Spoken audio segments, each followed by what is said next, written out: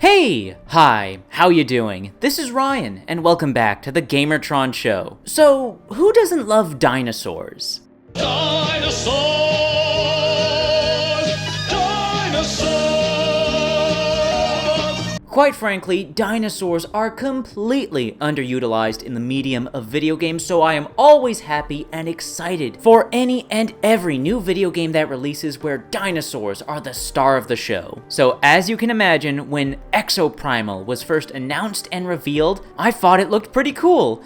But then more and more information started to get revealed about the game, how it was a PvPvE game and not a solely PvE game like I had assumed. If you watch my videos, I'm sure y'all are well aware by now that I much prefer co-op over player versus player multiplayer. So I won't lie, that killed a lot if not most of my interest in the game. And then I, like so many others on the internet, became skeptical of the game. I must admit, I made some poor assumptions. I assumed that Exoprimal was going to be a live service, that it was going to get critically panned, that this was going to be Capcom's Anthem or Fallout 76. Boy howdy! Was I wrong about that? Exoprimal is not a live service. It launched with no microtransactions, and from my personal experience, the game is really well optimized and seems to be bug-free. It's content-rich, it's mechanically well-designed and balanced, and honest to God, it's pro-consumer. Exoprimal blew away my expectations. And with this year 2023 being so jam-packed with incredible releases, quality products, must-play experiences, and a litany of Game of the Year contenders, I wanted to make this video and give Exoprimal the much-needed shout-out and appreciation that it deserves. So while y'all are busy playing Baldur's Gate 3 and Remnant 2 and are all hyped up for Armored Core 6, maybe, just maybe, if you can find the time and or the money, give Exoprimal a shot. I think it will surprise you. While Exoprimal isn't perfect, it's certainly got its problems and its bizarre design decisions. Don't let the PvPvE scare you away. Unless you're doing a special PvE raid encounter, winning or losing matches doesn't really matter. If you just want to casually have fun battling dinosaurs with friends or other random matchmade players, you can absolutely do that. Alrighty, now before I share with you all my own personal journey experiencing Exoprimal, I need to provide some much needed context. As I'm sure you've no doubt noticed watching this video, I'm not using my own gameplay footage, but instead a compilation of both trailer footage and officially put out gameplay footage from Capcom. The reason for that being, I don't have access to Exoprimal anymore to record footage. You see, I played Exoprimal on Game Pass, and my initial free trial on Game Pass has expired. Sorry folks, but I'm poor. I can't afford any non-essential monthly subscriptions, and I sure as hell currently can't afford spending 80 Canadian dollars on a single video game. Christ, that's insane. Now, I'm not implying in any way that Exoprimal isn't worth the money. It is certainly worthy of a purchase. I simply cannot afford it.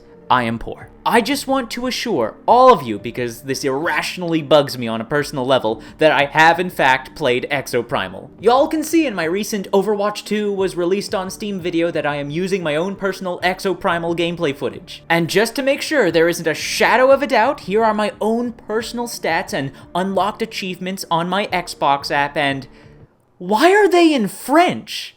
What the fuck, Xbox? Sacre bleu tabernacle! The point is, I have in fact played Exoprimal, but I don't have any of my own personal gameplay footage for this video, and it annoys the hell out of me. I'm sorry. Tangent over. Anyways, so, due to my skepticism, I originally wasn't going to try out Exoprimal, even with the opportunity of being able to try it for free thanks to my free trial on Xbox Game Pass. I had made the poor, ill-informed assumption that it was going to flop, but I owe a great deal of thanks to my good friend and fellow content creator, Game Revo. Revo was actually very enthusiastically curious about the game, and alas, his enthusiasm for games is infectious. So I agreed to try out and play Exoprimal with him. I mean, what's the worst that could happen? So what if Exoprimal turns out to be a bad game? I get to hang out with a friend and make fun of the game alongside him. But then we actually started playing. And well, make no mistake, we had our share of grievances. Time and time again, the game continued to impress us. For one, the game is exceptionally well optimized on PC. Even with my outdated rig by modern standards, I was able to run Exoprimal at high settings and get a consistent 60 frames per second. And when it comes to visuals, Exoprimal is a treat for the eyes with vibrant colors, a constant barrage of flashy special effects, and my god, the animations! The animations are shockingly good for the exosuits, for the dinosaurs, for the human character models and cutscenes, the motion capture, the lip sync.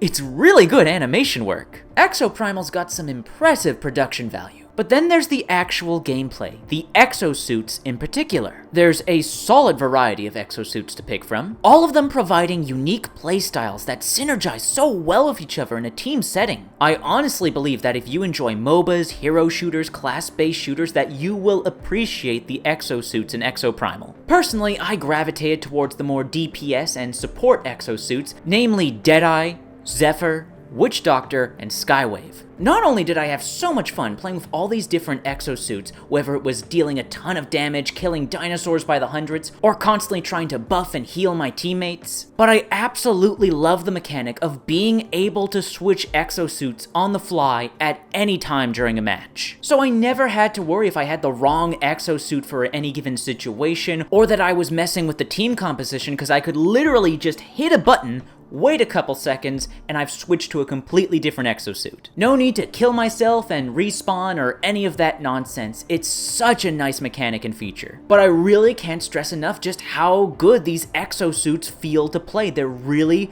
well-developed video game character classes. Seriously, this is on the same level of quality and expert character and class design seen in games like Overwatch and Team Fortress 2. These are just really well-realized playable video game characters. They're different weapons and skills, they're all effective, they're all useful, and there's a level of player skill required to truly master them. My good friend Game Revo was particularly fond of Roadblock, the quintessential tank class exosuit, using his massive energy shield to block hordes of raptors, deflect attacks from big heavy dinosaurs, using a taunt ability to take in all the enemy aggro while hitting back with devastating melee attacks. Now Game Revo is far too humble and is not one to brag, but I just want to say, he's a damn good Roadblock player. He's got some crazy-ass gameplay clips he recorded of him playing as Roadblock and pulling off these absolutely montage-worthy plays. Hopefully, Game Revo will do an Exoprimal video sometime in the future where he can show off these amazing clips he recorded.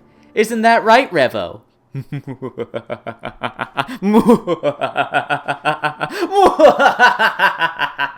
Anyways, isn't this a dinosaur game? What about the dinosaurs? Well, they're really well-designed video game enemies. They provide some truly well-designed, bombastic, action-packed PvE co-op combat scenarios. Think about your favorite PvE co-op games. What do you love about them? The power fantasy, the team play and overcoming seemingly impossible odds, the thrill of you and your friends overcoming a small army, or defeating a giant boss? Well, Exoprimal has all of that in spades. Shooting, stabbing, punching, and blowing up hordes of raptors never gets old. The more mini-boss-like encounters against Ankylosaurus, Triceratops, and Carnotaurus provides a solid escalating challenge and awards effective team play. Oh boy, and when a T-Rex enters the fray, all bets are off and the adrenaline starts pumping. You think the tank from Left 4 Dead was scary?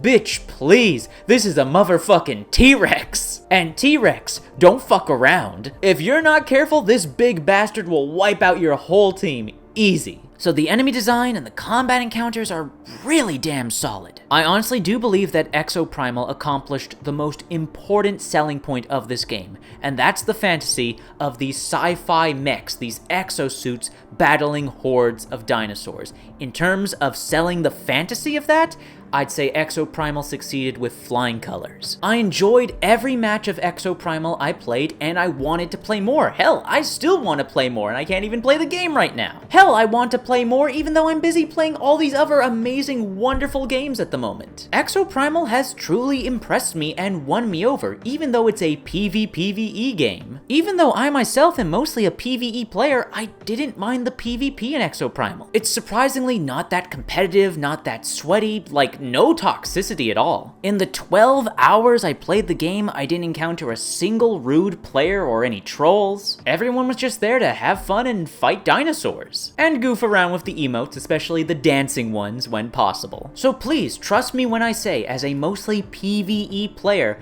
that Exoprimal's PvP shouldn't deter you from enjoying the PvE portion of the game. Now, some people may call me crazy, but I honestly believe that Exoprimal should be added to the list of must-play, truly great PvE co-op experiences like Deep Rock Galactic and Risk of Rain 2. I honestly think it's that good, it's that well made, and it's that pro-consumer. The game has no microtransactions and no live service bullshit. The only additional purchases available in Exoprimal is the Battle Pass, which I would argue is priced fairly based on what's on offer, and an additional Exosuit skin pack, which just contains a bundle of optional cosmetics. Keep in mind, there's a metric shit ton of quality cosmetics that you can unlock by just playing the game and making your way through the in-game progression system. You don't need to buy the Battle Pass. You don't need to buy the optional cosmetic bundle. You can just play the game, progress through it normally, and unlock a ton of cool stuff. The game's monetization is surprisingly unintrusive and lacks the telltale signs of video game industry corporate greed. Now then,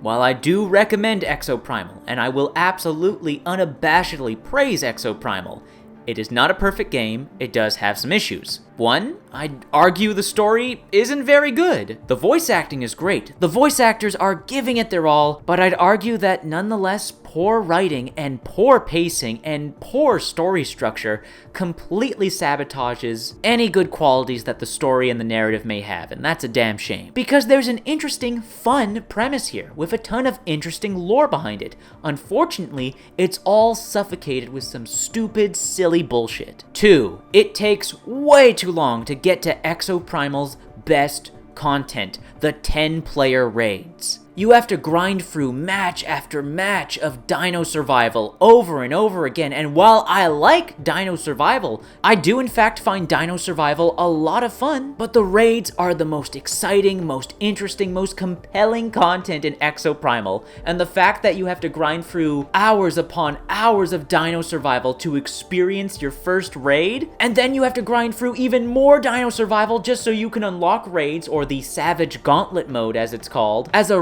regular selectable game mode is just silly. There are so many people who have played Exoprimal but not experienced the best content it has to offer because that content is gated behind playing this one game mode for a stupid amount of time. Third and finally, Exoprimal, for some ridiculous reason, doesn't have private matches or a single player option, even though the game has fully functional bots. Yes, it's true. I didn't know this either. This wasn't advertised anywhere about Exoprimal, but it has bots, and they're competent bots. You'll see the bots in the opening tutorial, and you'll also see them during matches. If a player leaves mid-match, they'll be replaced by a bot. So it begs the question, Capcom, why do you not have an option for private matches or solo play if you have fully functioning, competent bots? It doesn't make any sense.